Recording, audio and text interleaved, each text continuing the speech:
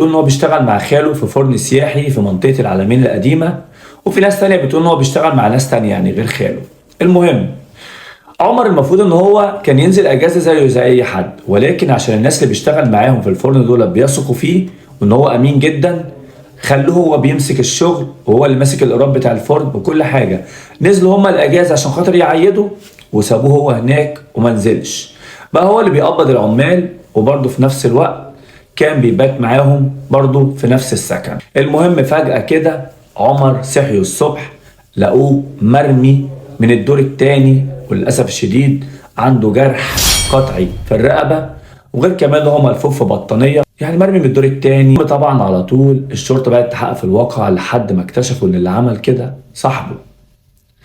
صاحبه اللي بياكل معاه عيش وملح، صاحبه اللي بيبات معاه في سرير واحد في أوضة واحدة، صاحبه اللي بيشتغلوا مع بعض وبيخرجوا مع